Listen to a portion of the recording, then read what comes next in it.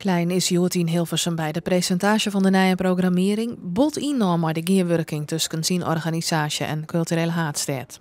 Ja, omdat het natuurlijk een uniek evenement is. En wij natuurlijk ook hartstikke trots zijn dat Leeuwarden culturele hoofdstad van Europa wordt in 2018.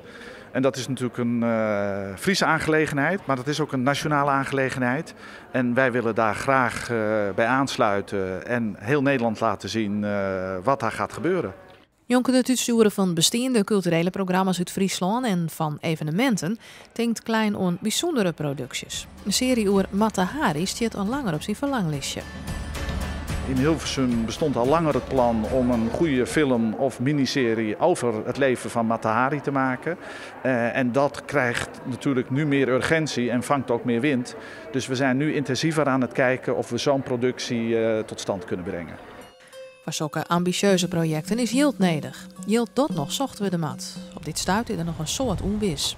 We hebben op dit moment nog geen getekende contracten, maar we zijn wel heel ver. En je moet je voorstellen dat bij heel veel culturele hoofdsteden in de laatste 2-3 maanden voordat het zover is, nog de laatste contracten worden getekend. Soms zelfs worden contracten pas getekend als het culturele jaar al aan de gang is. Om genoeg fondsen binnen te helpen is de oud-commercieel directeur van Sportclub Heerenveen, Jan van Erven, joet onder de organisatie van culturele Haatstad Tanjekke. Van Dijk en Klein maakt jaar op dit stuit nog niet zwaarder door het Jilt. Dat het goed gaat, dat er veel belangstelling is van bedrijven, dat staat buiten kijf. En we hopen gewoon dat we al die intenties die er zijn uitgesproken zo meteen kunnen vertalen in mooie contracten.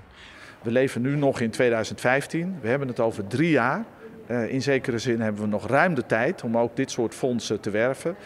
Dus als je me zou vragen, stel dat ik in het bestuur van de culturele hoofdstad zou zitten, dan zou ik nog niet al te nerveus zijn.